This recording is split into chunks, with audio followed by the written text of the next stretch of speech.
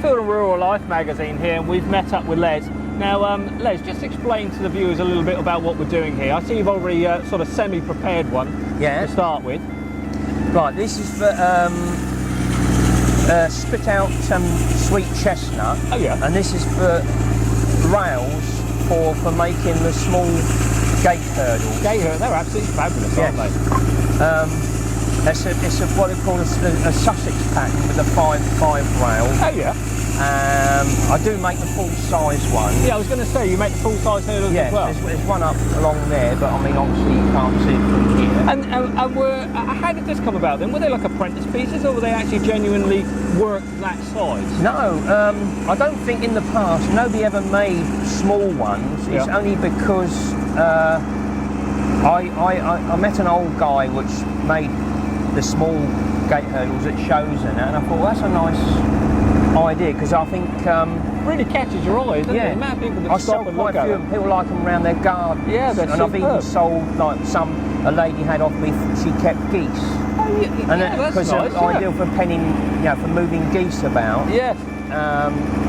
And a lot of people like them to go around there, like a pond. Yeah.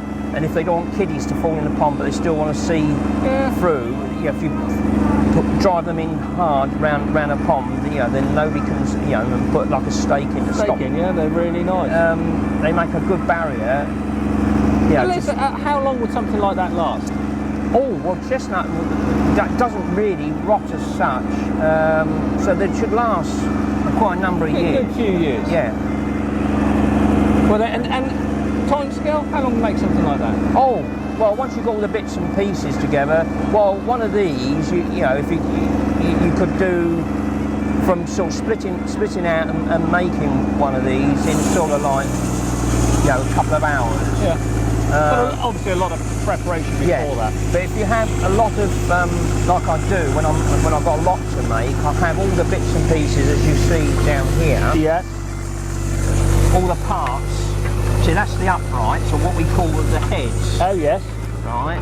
And then you've got the braces, which are those. Yes. And then you've got the short one that goes there. Oh yes. That's called a strop. Right. Right. And then those are the braces, and these are the rails or ledges. Oh, I'm with it. Yes. So once you've got all those components together, and then what you do, you mark out where your rails go. Yes. In there, and then you drill your 2 holes, and then you clean your mortises out with this. This is called a twi-bill. Oh, and it is a proper. It is the correct tool. It's what I call a gate maker's tool. Oh right. I don't think it's used in any other trade. Yeah. And you drill your 2 holes. Yeah. You pop your middle piece out with that bit, and then you clean the rest out with that. All your mortises down there. Fantastic.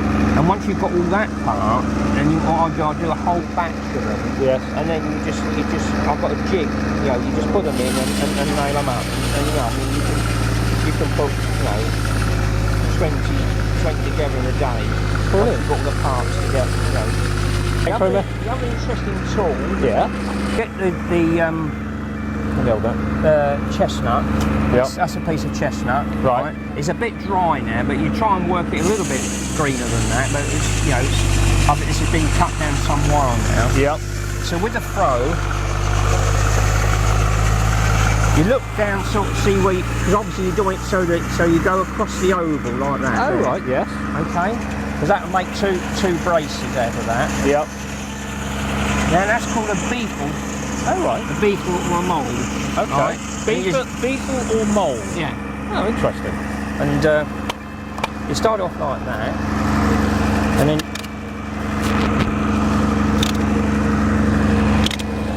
oh, I see. And then it's pot. Look at that. Well, I'll be. So that splits cleanly down there. Fantastic.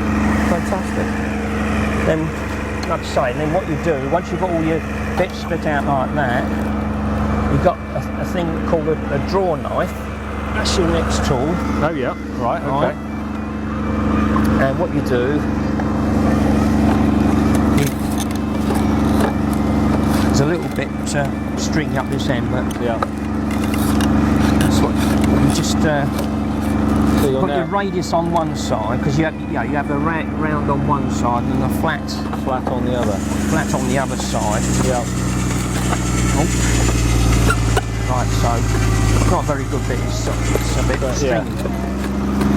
But you get the idea, right? Yeah, absolutely. Yeah. And this tool is called a shave horse. Right.